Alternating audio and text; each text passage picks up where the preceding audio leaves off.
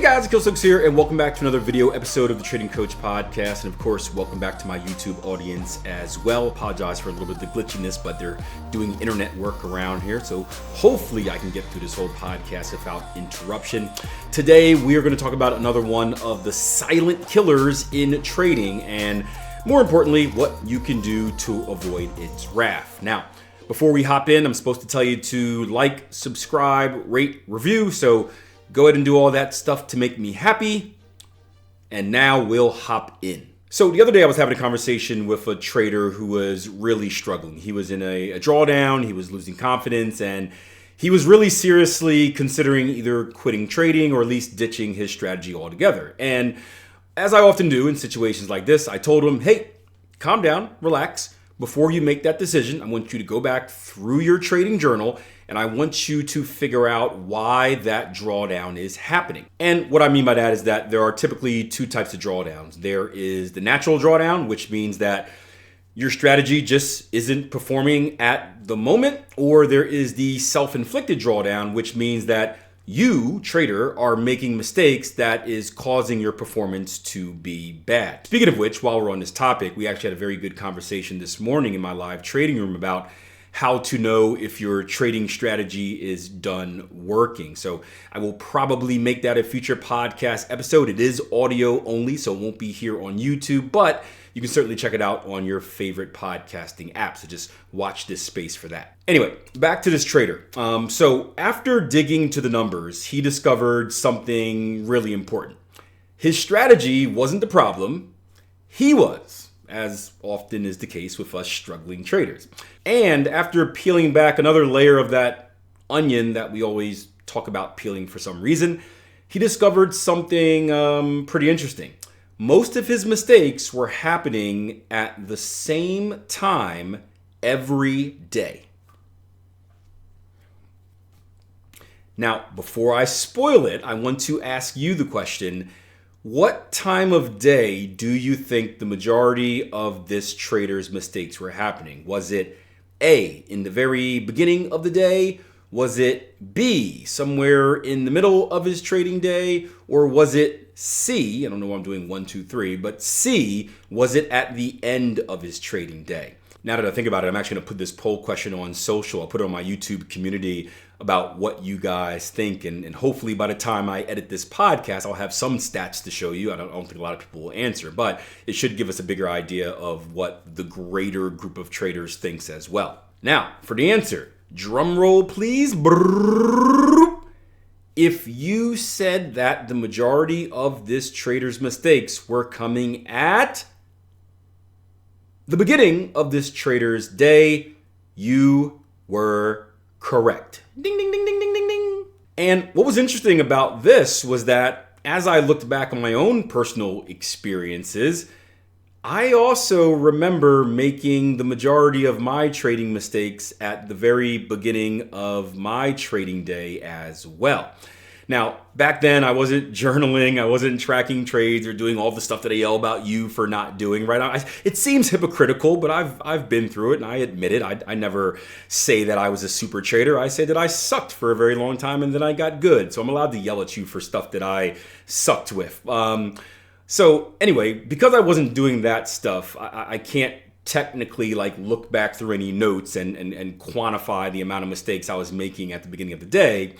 But from the amount of scars that I have from taking thousands of losing trades, I can clearly remember that the majority of them were in the beginning of my trading day. I get a little trading PTSD every time I load up my charts in the morning. I'm like, oh, I'm like, no, snap out of it, Akil. You're better now. You're better. You're no longer him. You're a new man, right? All these affirmations I tell myself to brainwash myself. But anyway, yeah, I found it very interesting that I too suffered in the very beginning of my trading day. On a side note, it was also interesting that this trader and myself as well, the second area that we struggled the most at, meaning that we made the most mistakes at, came at the end of our trading day. And it's no coincidence that these are the two areas where traders suffer. So the question is, why are these two areas so common? Why are these two areas so important? And the answer is that, well, these are the two periods in time where traders tend to be the most aroused by the market. No, no, no, no. I'm not talking in that type of way, right? Although I do love me some long-legged candles. Making sure the wife wasn't at the door. But I'm talking about psychological arousal, which means like a heightened state of excitement. Now, arousal can be a good thing. When used correctly, it can make you better at being aware. It can make you have a sharper focus, which is all good for trading. We want to be aware, we want to be alert, we want to be focused.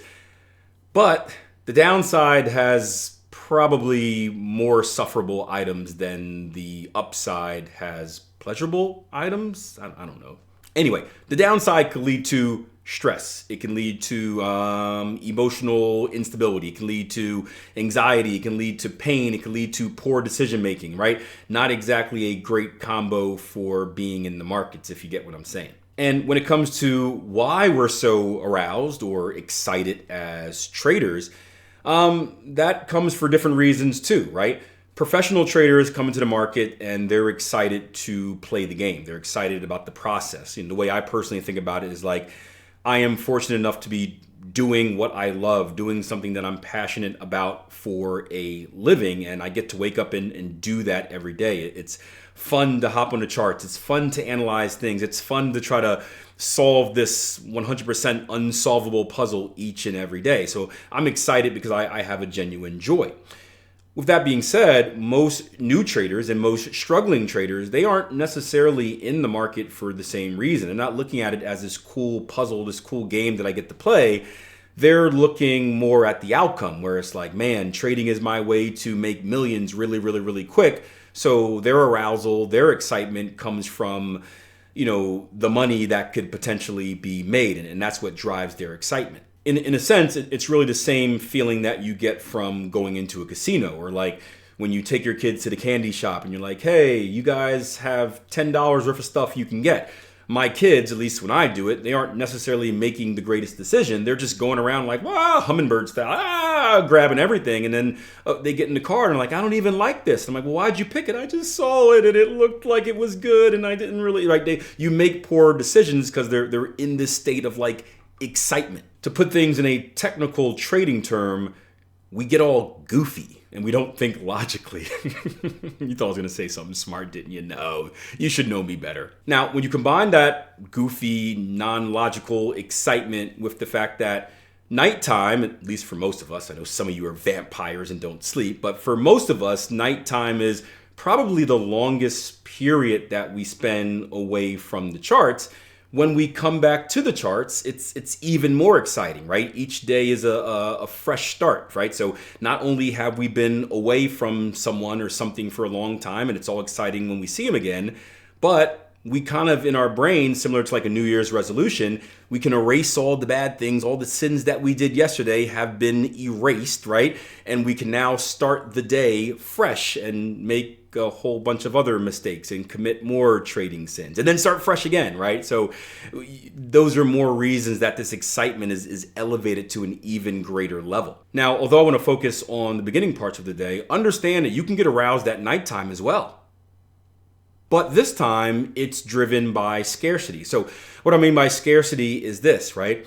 Because the trading day is almost over, we see that clock ticking, we see time running out, and we get this feeling like, hey, if I don't act now, I won't get another chance, right? Think about those infomercials that we used to see on TV where it's like, hey, buy this, what was the thing, that blanket, the Snuggie, right? Buy the Snuggie for $19.99. But wait, if you order within the next 15 minutes, I'll throw in one for free. And that timer is clicking. You're like, oh man, it's a good deal. Oh man, I don't really want it, but I kind of want two of them. And then like, it gets to like 1 minute left and you're like,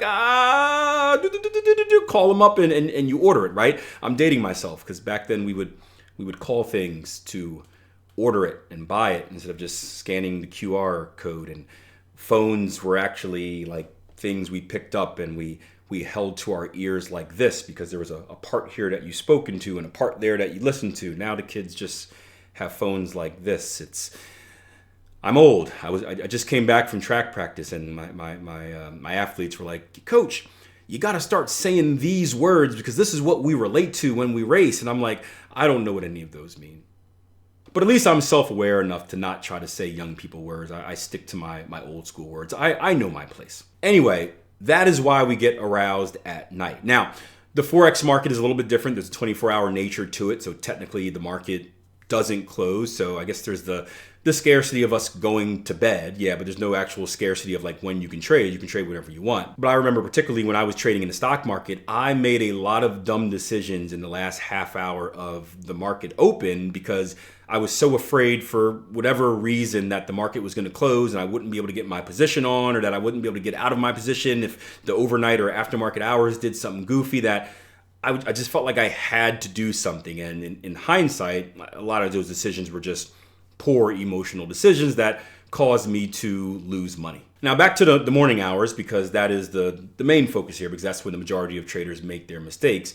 Along with all of that stuff I just mentioned, there's another thing that gets us into trouble as well. And it's the fact that many traders jump into the markets before they're warmed up. Think about it like this, right? Think about any sport and think about any high level athlete.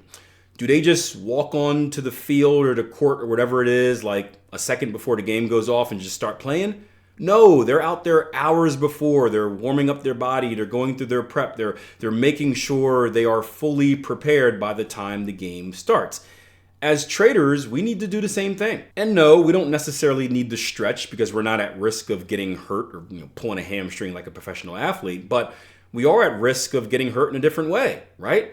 Hurting our bank accounts, hurting our pockets, hurting our random sack that we keep all of our money in for some reason. We're at risk of being hurt financially, and those are the deepest cuts of them all. Seriously, when we first wake up, we may not even notice it, but we are in a state called sleep inertia, right? This is that groggy feeling, that disoriented feeling, that foggy feeling where your decision making is impaired.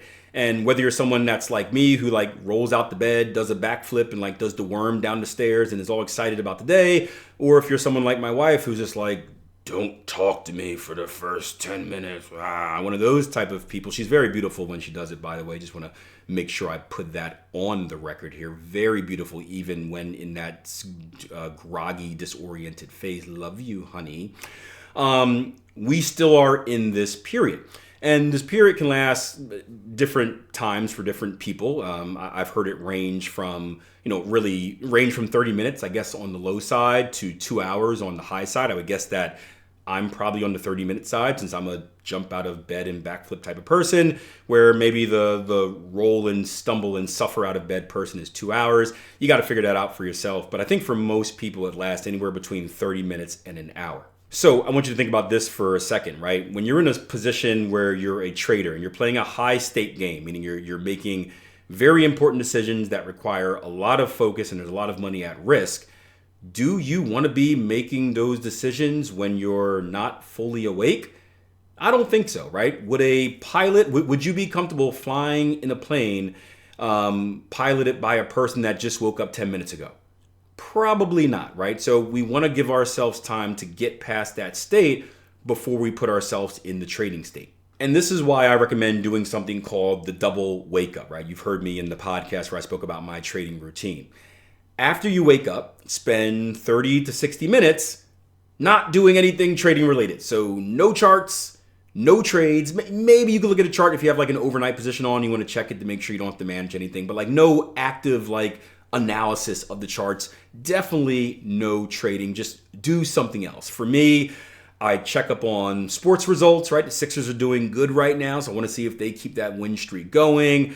I go through emails. I update my daily get her done schedule and kind of plan out my day. I hang out on the chat with the Tier 1 trading community and have good conversations, like anything aside from actively trading. I've even done stuff like waking up in the morning and gone for walks when we're not, under 5 feet of snow and ice. I've done stuff where I've done yoga. I've done stuff where I've meal prepped, right? Again, anything aside from trading just to get the body and more importantly, the mind going.